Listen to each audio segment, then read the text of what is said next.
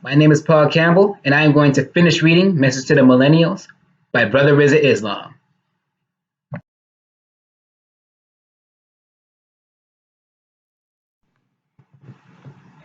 Chapter 11. The Only Solution: Unity and Separation. It is quite clear that our being divided in no way will get us anywhere. We have to come together as a people in order that we may be successful, in order that we may realize true freedom, and this is simply fundamental. Every great nation that wanted to remain great had to separate from those things, from those people, from those that made it less than what it was supposed to be. We as a people were not only taken from our name, our language, our culture, our religion, our original God, but some of us were brought here on ships while some of our people were already here. And while we were in our original state, we were together, we were united, we had our goals, we had our purposes, our policies, our plans, our programs, projects, our orders, our ideal scene. We operated along beautiful statistics, and we always pushed for the overall final goal. However, being in this society, as society, which thrives off of our ignorance, the society which thrives off of our sickness, which thrives off of our poverty, which thrives off of our lack of productivity. Can it be a system that is beneficial for us? If this system grows stronger when we are weak, if it becomes smarter when we are less intelligent, if it becomes richer the more we become poor, and if it is happier when we are sad, if it is thriving when we are decaying, then it cannot be a system that is good for us. The laws which apply to us within certain amendments still label us as three-fifths of a human being. Yes, we are still looked at as property. Yes, we are still looked at as three-fifths of a human being, as three-fifths of a human being, and I repeat, as three-fifths of a human being, which is less than that of a dog. We are doing much more for ourselves today than we have done in a very long time. Yet it is not enough. We must establish our own cities, our own states and territories. And this is not something that is radical or too far fetched or even insane or even extreme. However, the condition that we are in currently is an extremely negative one. So it does require a positively extreme solution. So the most honorable Elijah Muhammad and the honorable Louis Farrakhan and even King George himself all agree. If we want to go there, even Moses in the Bible and every other logical person of consequence with this specific understanding in mind chose separation from an oppressive force. You cannot want to integrate with your oppressor. Two things cannot occupy the same space at the same time and expect to live comfortably. We had tried our best in this society, living under this system. We had tried our best to integrate in every way, shape, or form with this system. However, as you can see and witness, it has not worked. Not for us as a people, even though it has worked for some individuals. Yes, there are plenty of individuals who are thriving, There are plenty of individuals who are successful. There are plenty of individuals who are doing well for themselves. However, it is not the individual that we are looking at. It is us as a people. This is why when you see little China in every major city in America, they are thriving. You see little Armenia in every major city in America, they are thriving. When you see little Cambodia, you see little India, you see even little Bangladesh. And of course, there is a Jewish district in every major city in America, and they have their own policing. They have their own farms, their own grocery stores, post offices, businesses, schools, etc. Yet they are living comfortably as being a nation within a nation. No one comes down on them for wanting to be separate but equal. No one comes down on them for wanting to establish and have their own everything. No one comes down on them for choosing to be self sustaining, self respecting, self governing.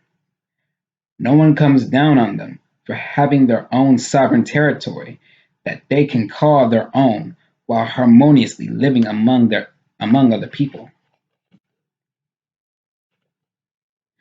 No one can respect us until we have our own, and the fear that we have is that if we establish our own state or territory, that it will be bombed the same way Tulsa, Oklahoma was bombed in 1921.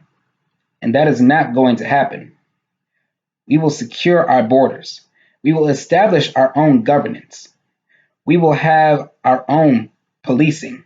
We will have our own food supply, our own laws, our own constitution, our own everything. And it will be successful. This is the ultimate solution because there is literally no other option that has worked, and it is not something that is insane to conceive whether we like it or not. It is going to happen, and we simply have to be prepared one way or another. Okay? So start now. Look at property to buy. Locate real estate. Pull money together. Join together with at least 10 people. Have a like mind and each put together at least $1,000 to come up with 10 grand to make down payments on property. Use your credit, use your connections, use whatever you have to build something for our people because begging at the feet of the system has not worked and will never work. So we might as well go back to how it was when we had over 60 all black thriving towns in America. Tulsa, Oklahoma was only one. For example, after the Civil War ended, promoters determined to establish an all black town on the Kansas frontier. They took out an ad in a Kentucky bulletin promising membership in the largest colored colony in America for a small down payment. All colored people that want to go to Kansas, it said on September 5th, 1877, can do this for $5. The bulletin explaining those wanting to join this new colony, which would be called Nicodemus, can do so by paying the sum of $1.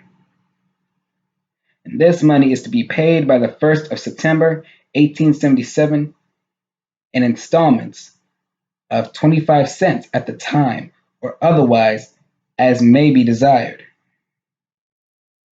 Hundreds of black people from Kentucky took up the call and set off for the new colony in Kansas, traveling with the promise of a new and better life.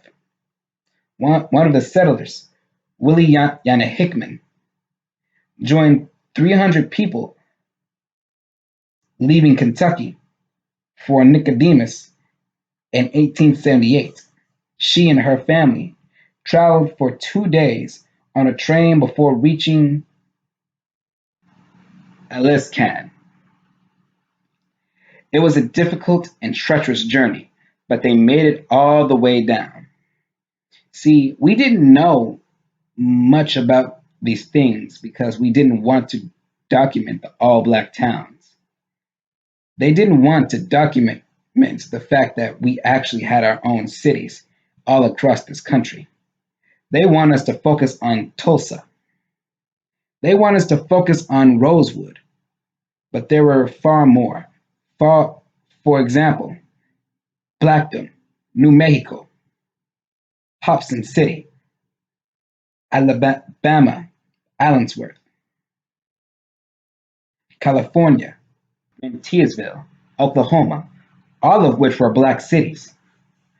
Oklahoma's all black towns included Clear, View, Boley, and Langston, which were all founded around 1890 according to the Black Towns Project. Mound Bayou was founded in 1887 by freed men, led by Isaiah Montgomery. The town, according to blackpass.org, was designed for the residents to have very little contact with whites. They had a post office, churches, banks, schools, and stores, and was often cited by Booker T. Washington as a model of self sufficiency. Eatonville, Florida, where Zora Neale Hurston grew up, was incorporated in 1887. That's where she went to collect black folklore. Greenwood, a division near North Tulsa, was founded in 1906, according to records. It was created by O. W. Burley, a wealthy black man who owned land in Arkansas. According to the Tulsa Historical Society and Museum in 1889, Gurley traveled to Oklahoma to participate in the Oklahoma Land Run. Gurley, Gurley purchased 40 acres, which were designed and were designated only to be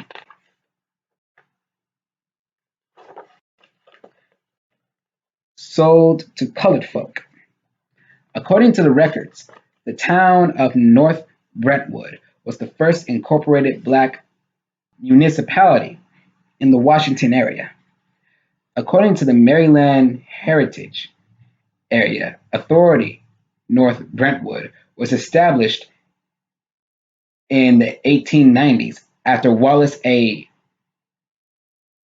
Bartlett, a Civil War veteran who had commanded black troops, sold property to a local realty company.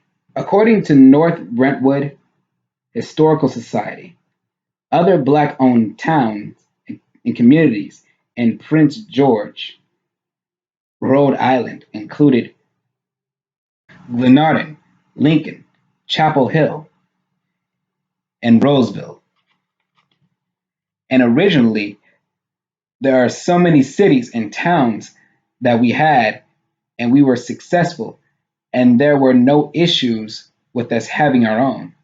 So why shouldn't we have our own today? Unity? It's more powerful than the hydrogen or atomic bomb. So say as the Honorable Elijah Muhammad. And I truly believe that if we come together as black people first, and then come together with our own human family after we are so solid and successful, then we truly will see a better future in this world. However, let's see where we go from here. This is only part one. Peace.